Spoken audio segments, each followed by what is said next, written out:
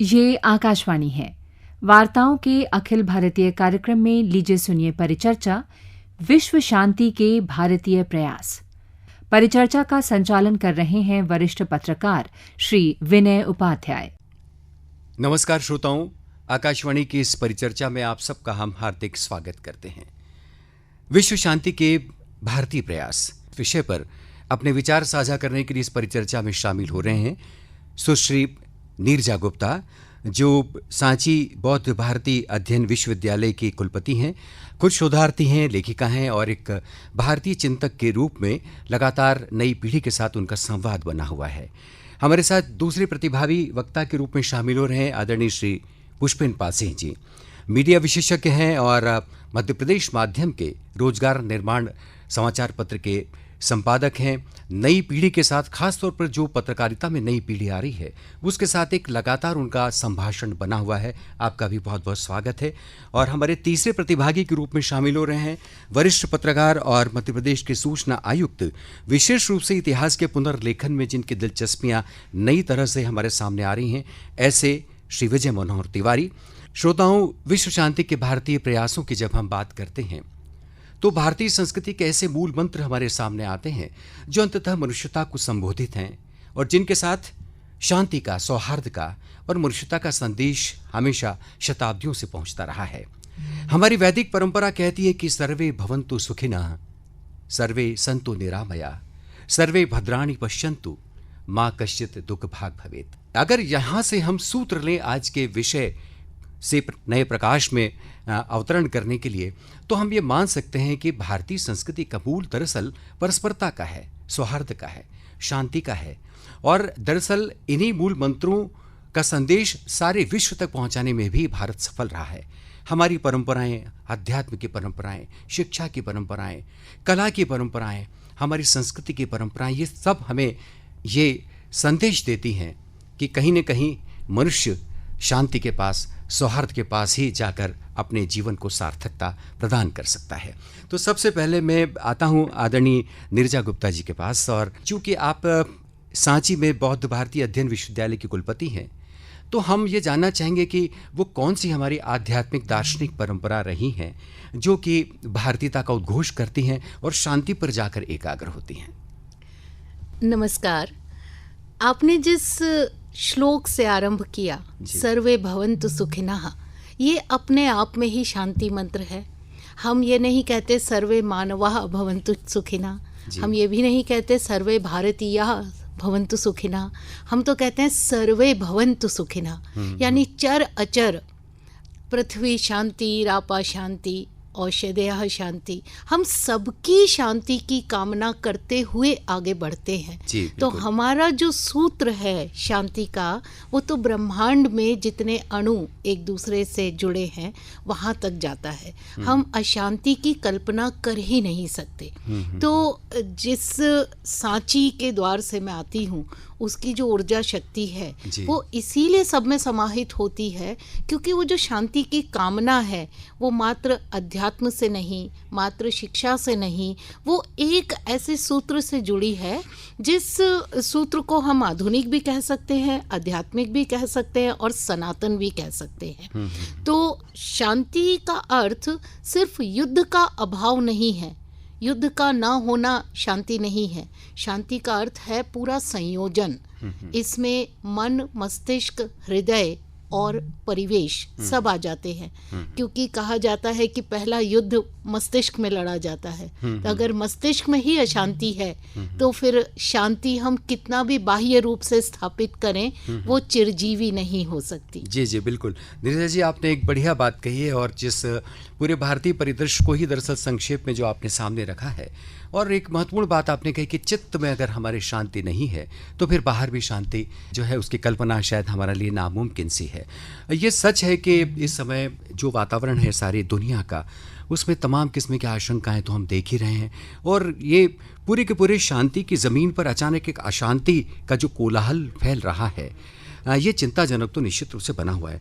आज हमारे साथ प्रतिभागी के रूप में जो दूसरे वक्ता शामिल हो रहे हैं वो हैं विजय मनोहर तिवारी जी। आप तो चूंकि पत्रकार भी रहे हैं और पत्रकार होने के साथ साथ इधर जो आपने भारतीय इतिहास के पुनर्लेखन को लेकर एक नया सिलसिला आपने शुरू किया है और आप पुरातत्व स्थलों पर जा रहे हैं और वहाँ के पूरे मॉन्यूमेंट्स को देख रहे हैं, बल्कि बहुत सारे ऐसे मुद्दों की भी आप तलाश करते रहे हैं जिनको नए सिरे से फिर से देखने समझने की ज़रूरत है। तो आप कृपया ये बताएं आज के विषय के परिप्रेक्ष्य में कि हमारा जो इतिहास था, क्या उस इतिहास की भूमिका भी हमारी इस शांति की स्थापना में कुछ रही है, और आज क्या इतिहास के कुछ पन्नों को धूसर कर दिया गया है या अनदेखा कर दिया गया है, जिसके कारण भी ये सारी चीज़ें पैदा हुई हैं? आप क्या सोचते हैं? नमस्कार।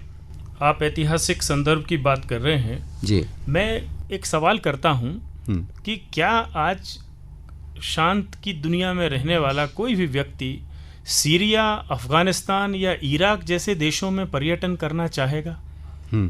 और अगर वो नहीं चाहेगा तो वो क्यों नहीं चाहेगा? अब इस प्रश्न के साथ में मैं कुछ इतिहास के दृश्य आपके सामने रखना चाहूँगा जी।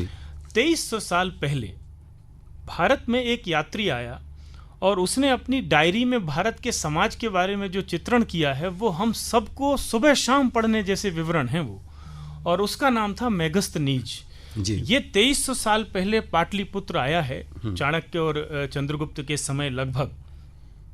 उसने भारत के समाज का जो वर्णन किया है, वैसा कोई भी समाज अगर उसमें भारत ना भी हो तो वो कैसा होगा, उसका सामाजिक चरित्र कैसा होगा, उसकी संवेदनशीलता कैसी होगी, शांति, समानता और सहिष्णुता के प्रति उसकी आधार भूमि क्या होगी, ये 2-3 जानकारियों से हम समझ सकते हैं।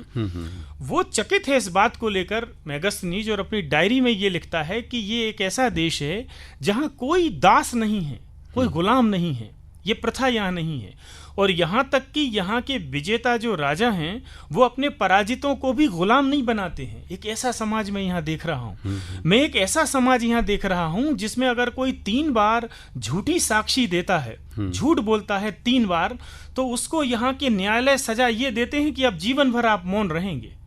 मौन रहने की सजा असत्य वाचन के संदर्भ में।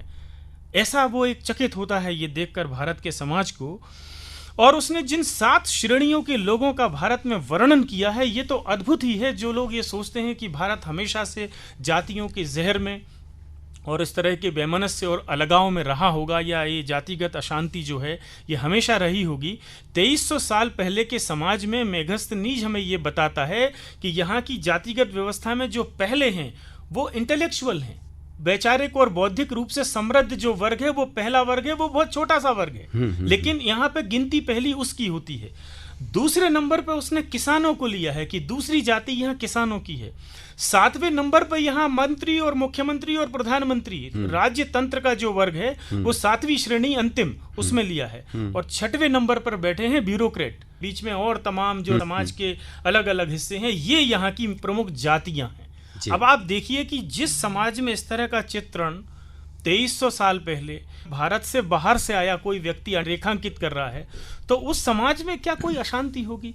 और इन यात्रियों का जो सिलसिला है ये 2300 साल पहले आया, 5वीं सदी में फाहियान चीन से आया और गांव-गांव में घूमा है। वो बिहार और उत्तर प्रदेश और हरियाणा, आज का पंजाब, पूरे गांव-गांव में गया है। उसकी डायरी में एक-एक गांव की लोकेशंस हैं। वो जिस समाज को देख रहा है, उसके पहले वेनसांग यहाँ आया 7वीं सदी में, फाहियान के बाद में वेनसांग आया, उसकी डायरी पढ़िए।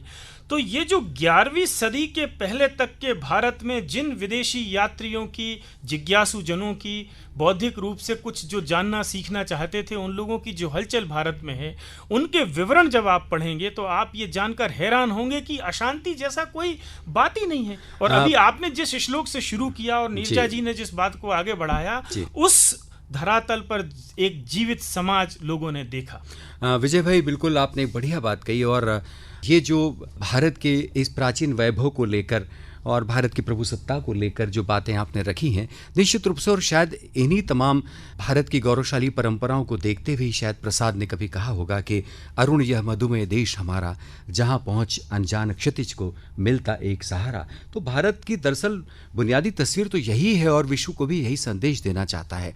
पुष्पेंद्र पाल सिंह जी भी हमारे साथ आज इस परिचर्चा में एक महत्वपूर्ण घटक के रूप में शामिल हो रहे हैं, और इस अर्थ में उनकी उपस्थिति श्रोताओं बहुत ही महत्वपूर्ण है कि वे एक ऐसे मीडिया संस्थान से जुड़े रहे, जो कि नई पीढ़ी को एक नई तरह से, एक नए कर्तव्य के साथ, दायित्व के साथ उसे तैयार करने के सिलसिले में उनकी भूमिका रही है।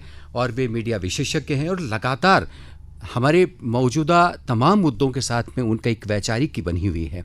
माध्यम की बड़ी भूमिका इस समय हम देखते हैं कि जब हम ये तमाम भारत की आध्यात्मिक, दार्शनिक और ऐतिहासिक परंपराओं जिनका जिक्र किया विजय भाई ने, तब आज मीडिया का रोल, मीडिया की भूमिका बहुत महत्वपूर्ण हो गई है। ये मीडिया ही है जो कि सारी दुनिया को एक सूत्र में बांध भी सकता है और उसको डिस्ट्रैक्ट भी कर सकता है। विध्वंस और सृजन दोनों की ताकत मीडिया के पास है। क्या भूमिका उसकी होनी चाहिए, और इस विषय के परिप्रेक्ष्य में आज आप किस तरह से इसकी भूमिका को देखते हैं? देखिए, निश्चित रूप से मीडिया की भूमिका बहुत महत्वपूर्ण रही है, और मीडिया को जो आज जिस रूप में मीडिया हमारे सामने है, इसको चर्चा करें। लेकिन मैं चाहूँगा कि हमारा वो मीडिया जिस दौर की हम आज बात कर रहे हैं, जिसकी नीरजा जी ने या विजय भाई ने बात की है, वो दौर हमारा जो आज से 2500 वर्ष पहले या 3000 वर्ष पहले जो था, उस समय जो मीडिया था, मतलब मैं कल्पना करता हूँ कि जिस समय हमारे यहाँ गौतम बुद्ध हुए, जिस समय महावीर स्वामी हुए, और उससे फिर धीरे धीरे हम आगे बढ़े तो रामकृष्ण परमहंस और विवेकानंद जी का दौर भी हमने देखा, और उसके भी आगे बढ़े तो हमने फिर गांधी जी को भी हमने देखा। ये हमारे प्रतीक हैं जो जिन्होंने विश्व शांति का संदेश जो है, न सिर्फ हमारे देश में भारतीय भूभाग में कह रहा हूँ, भारत की बात नहीं कर रहा हूँ, उस समय के भारतीय भूभाग की बात कर रहा हूँ जिस समय वृहद भारत की बात की जाती थी, और उन्होंने पूरी दुनिया में देखा।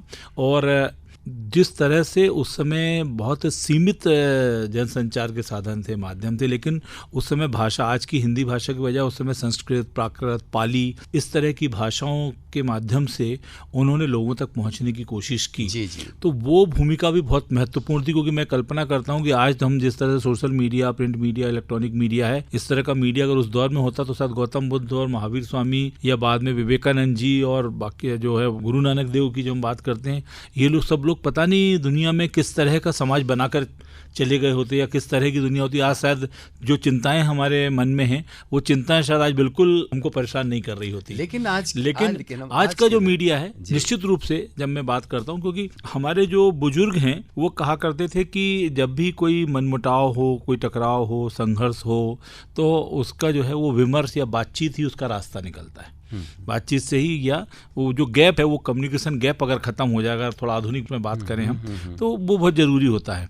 तो हमने ये कल्पना की थी कि जब वर्ष 2000 के आसपास, यानी आज हम 2022 में हैं, पिछले 20-22 वर्षों में जिस तरह से मीडिया का विस्तार हुआ है, जिस तरह से पहले हम देखते थे कि केवल प्रिंट मीडिया हुआ करता था, फिर धीरे धीरे हमने देखा कि 2000 के बाद टीवी चैनल्स की, फिर एफएम रेडियोज़ की जो बाढ़ आई, उसके बाद फिर आज हम देख रहे हैं सोशल मीडिया और उसके इतने सारे प्लेटफॉर्म से। तो हमें लगा कि जो हम एक बात करते हैं जो कल्चरल एक्सचेंज की, और जो हम कहते हैं कि जो हमारी बहुलतावादी संस्कृति है, इसमें जो संस्कृतियां हैं, जब सूचनाओं का आदान प्रदान होगा, जब सूचनाएं अधिक से अधिक एक स्थान से दूसरे स्थान तक, या एक व्यक्ति से दूसरे व्यक्ति तक, एक राष्ट्र से दूसरे राष्ट्र तक, या एक संस्कृति से दूसरी संस्कृति तक पहुंचेंगी, तो निश्चित रूप से लोग एक दूसरे के नजदीक आएंगे। लेकिन इसके विपरीत हमें परिणाम दिखाई दिए। हम देख रहे हैं दुनिया में टकराव बढ़ गया। इसका मतलब कि मीडिया की जो भूमिका थी, उसमें जिस तरह का कंटेंट होना चाहिए था, जिस तरह की सूचनाओं का चयन होना चाहिए था, जिस तरह से एक दूसरे के प्रति नजदीक लाने का भाव होना चाहिए था, वो शायद नहीं दिखाई दिया। वो आग में घी का काम कर रही है सूचना, निश्चित रूप से। जी बिल्कुल। यानी हम ये कह सकते हैं कि हमारे यहाँ मीडिया की ताकत तो जरूर बढ़ी है, लेकिन नीयत में खोट आ गई है। वो नीयत जो थी, जिसके तहत, जैसा कि नीरजा जी ने पहले कहा था कि जो हमारे संचार माध्यम थे पहले, और उन संचार माध्यमों की भूमिका जो थी वो बहुत ही सृजनात्मक थी।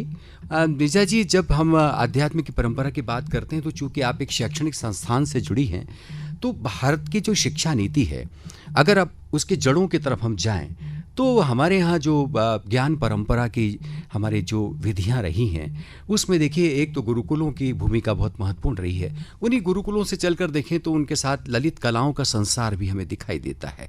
संगीत की बात करें तो वही गुरुकुल थे, घराने थे, जहाँ से ये मूल्य भी कहीं आगे बढ़ते थे। ध्रुपद की परंपरा तो ये बिल्कुल साफ हमारे सामने है कि ध्रुपद की परंपरा कहती थी कि अंतःकरण की शुचिता बहुत ज़रूरी है, वरना ध्रुपद का वो सुर नहीं लगा सकते जो इबादत बनेगा। तो ये सारी चीज़ें वहाँ से निकल कर आती थीं। आज की नई शिक्षा नीति में भी वो आवाज़ निकलकर हमें सुनाई देती है। और फिर ये कहा जा रहा है कि उन्हीं तमाम भारतीय ज्ञान परंपराओं के पास लौटने की दरकार है आज, जहाँ से आदर्श मूल्य झरकर पीढ़ी के अंतःकरण में पहुँचते थे और उसके चरित्र का निर्माण करते थे। नई शिक्षा के परिप्रेक्ष्य में आपके इस विषय को देखते हुए क्या कहना है, आपके क्या विचार हैं? संत तो पहले ही कह गए, जैसे उड़े जहाज को पंछी पुनी जहाज पे आए। हाँ।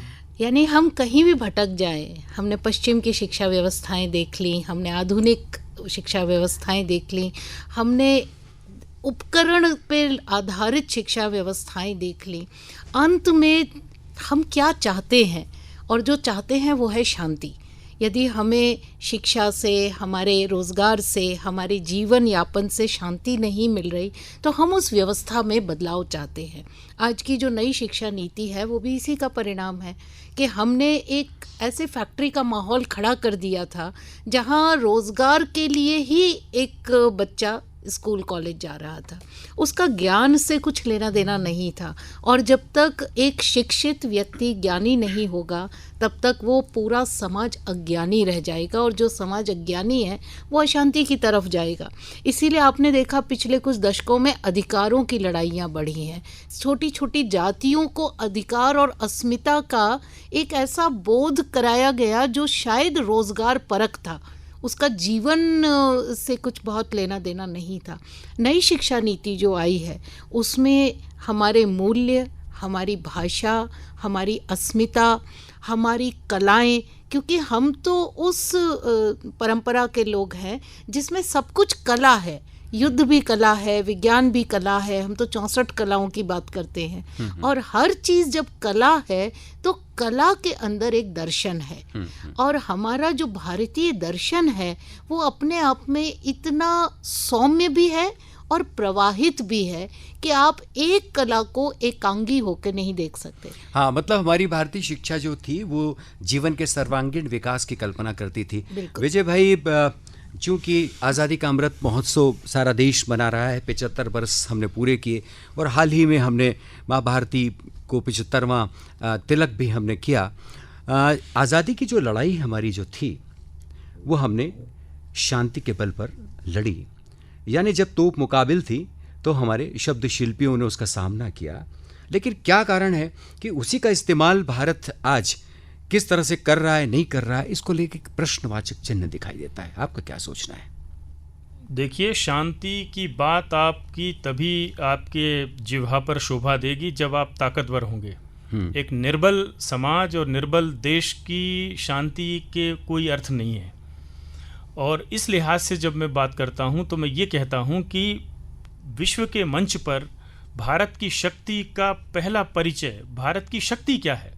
भारत की मूल शक्ति है उसकी आध्यात्मिक ताकत, और विश्व मंच पर पहली बार उसकी अनुभूति अगर किसी ने कराई है तो वो स्वामी विवेकानंद हैं।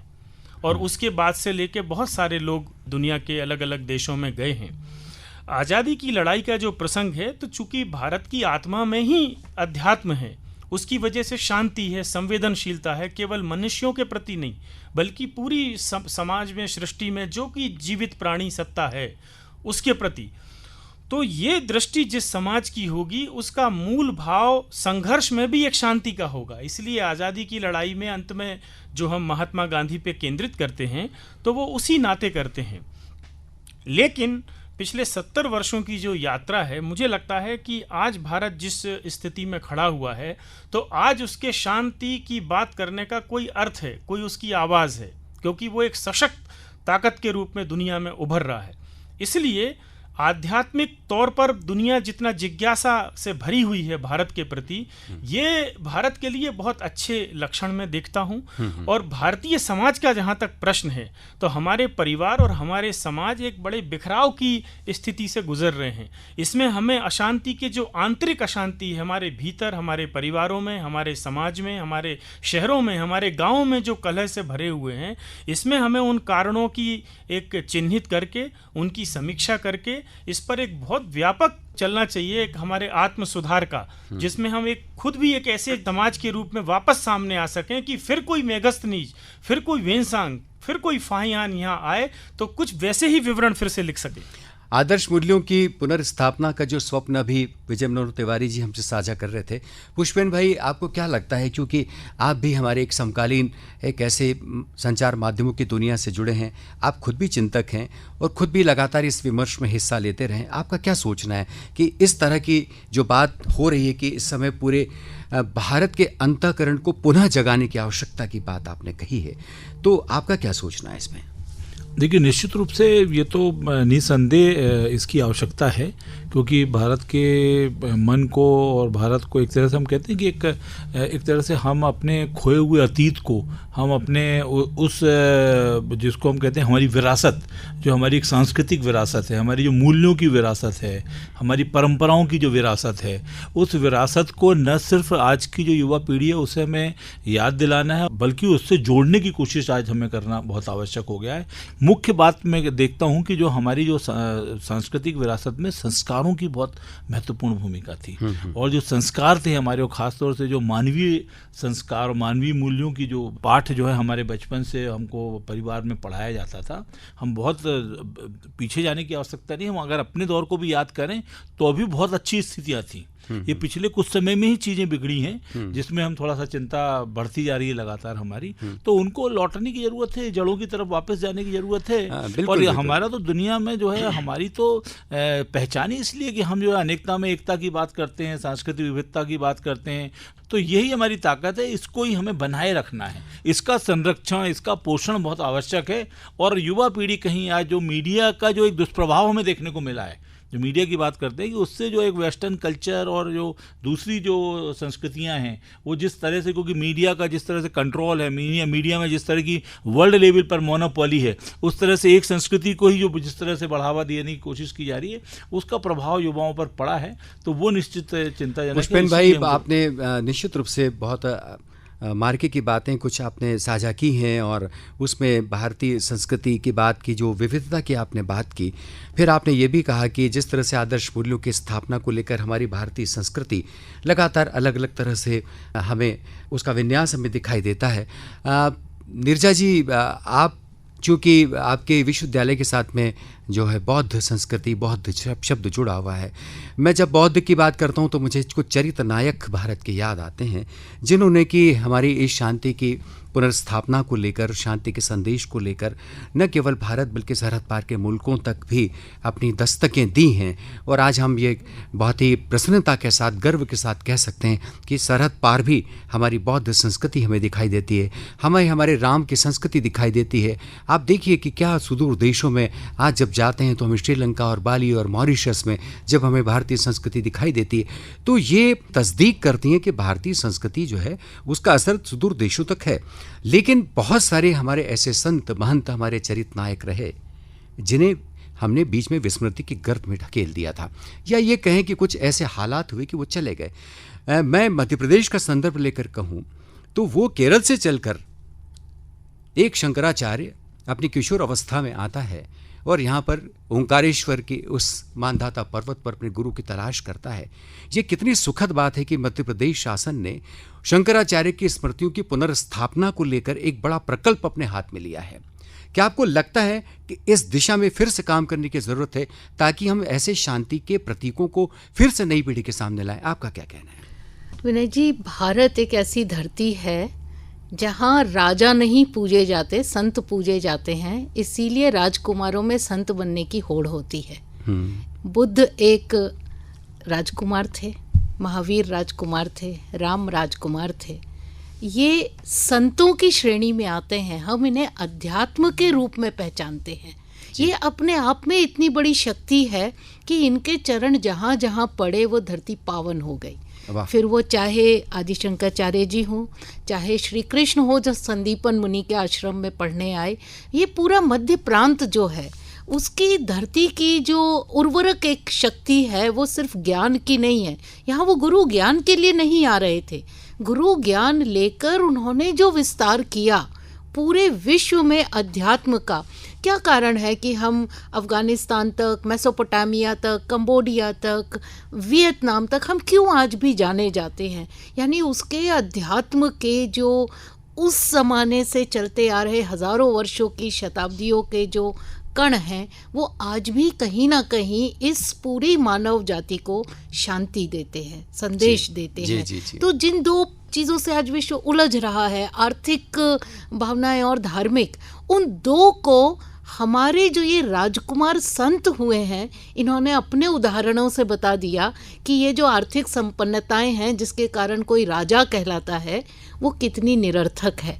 और ये जो धर्म के ऊपर हम लड़ते हैं, पूरे विश्व में सबसे ज्यादा धर्म कहीं हुए हैं तो भारत में हुए जी, हैं। बिल्कुल। और इतने धर्मों का जन्म स्थान जो भूमि है, वो आज भी एक ही तरह का धर्म निभाती है, जो आध्यात्म सौहार्द है। जी जी। तो बिल्कुल आवश्यकता है अध्यात्म पर विश्वास रखने की, आस्था रखने की, क्योंकि अध्यात्म ही मनुष्य को उसके जीने के योग्य लक्ष्य तक पहुंचाता है। बिल्कुल बिल्कुल बिल्कुल ठीक कहा आपने नीरजा जी कि जिस तरह से हमारे इन संतों, महंतों, फकीरों ने जिस तरह से इस भारतीय संस्कृति को, जैसे बार बार हम लौटते हैं इस तरफ की मनुष्यता को संदेश दिया, आदर्श मूल्यों की थाती उनको सौंपी, और ऐसी अनमोल संपदा हमारे पास आज भी जीवित है कि हम नई पीढ़ियों को फिर से उन प्रकाश मणियों की ओर ले जा सकते हैं, और जो भी अंधकार, जो अंधेरा हमारे सामने है, हमारे मानस में फैला है, उसके पुनर्स्थापना में वो मददगार साबित हो। मैं याद कर सकता हूँ एक कवि का कहा हुआ कि जीवन नभ में चांद कल्पनाओं के शत शत, एक सत्य का सूर्य उगाना श्रेयस्कर है, किंतु कल्पना भी प्रसार उस भाव बिंदु का जो कि अंततः किसी सत्य पर निर्भर है। तो ये जो सत्य की स्थापना को लेकर हमारे इन दार्शनिक परंपरा से जुड़े हुए हमारे महंतों ने, फकीरों ने, आध्यात्मिक गुरुओं ने और विचारकों ने, जहाँ से चलकर हम सब लोगों ने जो अभी विमर्श किया, विजय मनोहर तिवारी जी ने इतिहास का हवाला दिया, आपने विभिन्न संचार माध्यमों के बारे में पुष्पेन जी ने बताया, आपने भी आध्यात्मिक परंपरा को छुआ और भारत की उस सुदूर आदर्श शैक्षिक परंपरा को भी याद किया जो गुरुकुलों से चलकर आज तक भी फिर से हमें याद दिलाती कि उस रास्ते पर ही हमें लौटना होगा। आप सब आए और विश्व शांति के भारतीय प्रयासों को लेकर अपनी अपनी तरह से जो विचार आप सब ने साझा किए, मैं नीरजा गुप्ता जी आपका, पुष्पेन पाल सिंह जी आपका, विजय मनोहर तिवारी जी आपका, आकाशवाणी की ओर से विनय उपाध्याय आभार प्रकट करता है। और श्रोताओं, हम उम्मीद करते हैं कि आज की परिचर्चा आपके लिए लाभकारी साबित हुई होगी, और जो विचार सूत्र हमारे इन वक्ताओं ने आप सब तक पहुंचाए हैं, इस समकालीन परिप्रेक्ष्य में ऐसे विचार निश्चित रूप से हम सब के लिए कहीं न कहीं आत्मविश्वास का प्रतीक बनेंगे, आत्मनिर्भरता की ओर फिर से लौटने के लिए हमारे लिए मददगार साबित होंगे। आप सब ने इस परिचर्चा को सुना। श्रोताओं, आप सबका भी बहुत बहुत धन्यवाद। विश्व शांति के भारतीय प्रयास वार्ताओं के अखिल भारतीय कार्यक्रम में अभी आप ये परिचर्चा सुन रहे थे। प्रतिभागी विशेषज्ञ थे सांची बौद्ध भारतीय अध्ययन विश्वविद्यालय की कुलपति डॉक्टर नीरजा गुप्ता, मध्य प्रदेश के लेखक और सूचना आयुक्त श्री विजय मनोहर तिवारी और रोजगार और निर्माण के संपादक डॉक्टर पुष्पेंद्र पाल सिंह। परिचर्चा का संचालन कर रहे थे वरिष्ठ पत्रकार श्री विनय उपाध्याय। प्रस्तुति सहयोग योगेश नागर का था और प्रस्तुतकर्ता थे राजेश भट्ट। आकाशवाणी के भोपाल केंद्र पर तैयार ये कार्यक्रम आकाशवाणी के दिल्ली केंद्र से प्रसारित किया गया।